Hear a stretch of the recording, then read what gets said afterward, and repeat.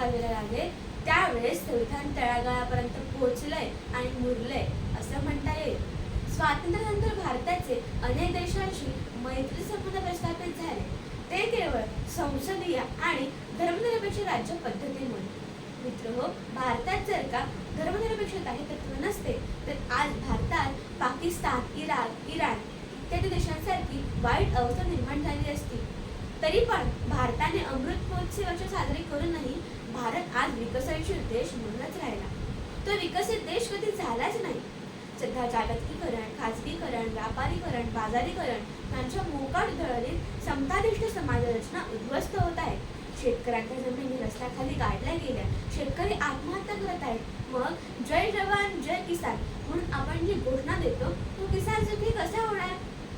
संविधानाचे कलम 32 असे सांगते की जर तुमच्यावर अन्याय झाला तर तुम्ही सर्वोच्च न्यायालयाकडे जाऊन दाद मागू शकता.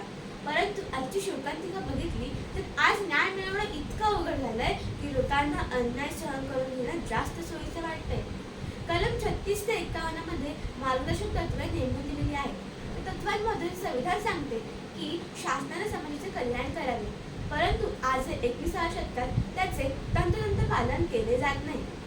मित्र, भारतीय संविधानाने सर्वांना समान न्याय असावा अशी तरतूद केली आहे, परंतु तेच संविधान लागू असणाऱ्या आपल्या देशात सेलिब्रिटींच्या गाडीखाली माणसे मारली जातात आणि तरी त्यांना शिक्षा होत नसेल तर तो निश्चितच आपल्या संविधानाचा अपमान आहे. मित्र, आपल्या देशाला भारत माता असे म्हटले जाते. अन्य कोणत्याही देशाला माता असा उल्लेख केला जात नाही. तरी पण आज एखाद्या स्त्रीवर अन्याय अत्याचार झाल्यानंतर संविधान तिथे स्त्रियांना पूर्ण अधिकार देऊ शकले आहे, परंतु संरक्षण देऊ शकले नाही. ही वास्तविकता नाकारता येत नाही. धान्य फुकट, एसटी फुकट, आता महिन्याला 1500 फुकट असे सर्व फुकट मिळत राहिल्यावर काम करण्यात आणत कोणाची बरे राहील? म्हणजे आळशी लोकांना अधिकाधिक आळशी बनवून परावलंबी आणि व्यसनाधीन करायचं ना, यालाच म्हणतात चक्रम राजा व अंध व मेंदुरहित फुकटी प्रजा. मायबाप सरकार असं करू नका. कष्ट करून पैसे कमवू द्या. जिल्ह्यात व तालुक्यात उद्योग आणा. मेहनत करून पोट भरू द्या. मित्रहो, संविधान हा जर का भारतभूमीचा पोशाख मानला तर इथले लोक व त्यांची मनं इथेची हाडे आहेत आणि त्यासाठी प्रत्येक स्वार्थी व गरीब तरुणाच्या हातात सुंदर संत साहित्य देऊन त्यांना माणसात आणणे व त्याचा आत्मिक विकास साधवणे गरजेचे आहे.